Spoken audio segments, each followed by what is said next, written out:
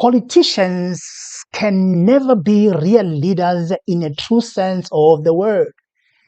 You know why? Because their principles and beliefs can easily be influenced by business people and institutions that have money. So obviously, he who pays the piper calls the tune, right? Two wealthy Indian-born business brothers, they traveled from India to South Africa in the 1990s to build a sprawling business empire. And soon enough, they became friends with Jacob Zuma.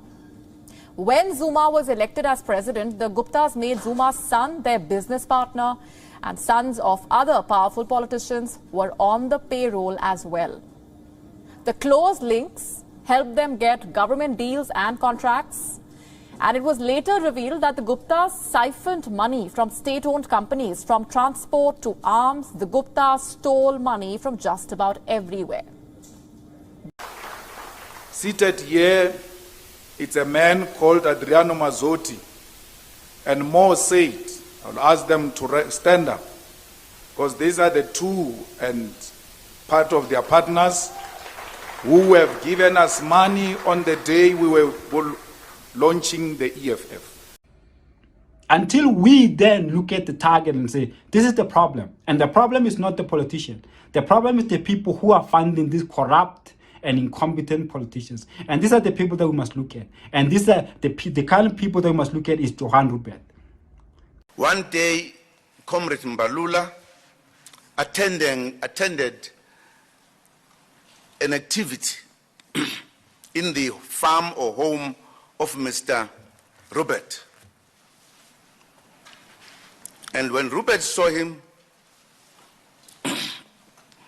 he said, Minister Mbalula, when that happened, he was the Minister of Sports. If Zuma takes out remove Pravin Gordhan, would shut down the economy of this country. We must go and tell him. And indeed, Mbalula came to tell me. I said, but what he has to do with us? I didn't know that he's a member of the ANC to decide how the ANC must deal with these matters. What is his problem? I said, go back to him to say that's his problem. But he said, we'll shut down. We'll make the rand flat on the ground. You will find them flip-flopping and lying through their teeth. Because you know why?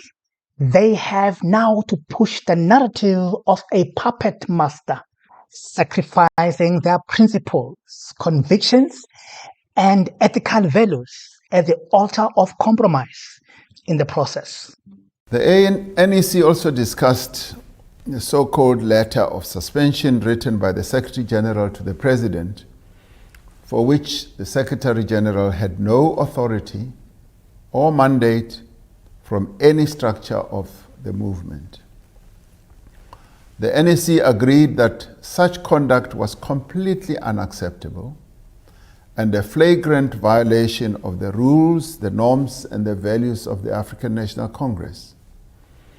The NEC furthermore instructed the officials to advise the Secretary General to apologize publicly to ANC structures and members within a set time frame. If he fails to do so, the ANC will institute disciplinary procedures in accordance with the ANC Constitution. Next week, I will want you to, you remember there was an article and a certain Mr. Rupert said, this man, this weekend must go. And that time, that weekend, on Zoom, out, Magashule expelled. So I was expelled long ago. The qualities of a true leader is honesty and integrity. But you cannot speak that language of honesty and integrity with a politician, because lies and compromise is in their DNA. And we can tell you now, Zuma will go to jail. Yes. We want to see him suffer. until the end for what he did to a generational mission. So it's not over. We're going to fetch him from the village straight to Hoshimampuru prison in Pretoria. And we don't say things that we don't do. Yeah. I told him when he expelled us, I said, you are fighting with wrong people. Firstly, we've got age on our side. You don't have. We're going to fight you until you rot in jail. We do not agree with the sentencing. It is extremely out of order, and it is emotional, and it is angry. We don't think that the sentencing actually speaks to the law. President Zuma is a first offender. He's a former statesman. He's 79 years old, and he's got no criminal record.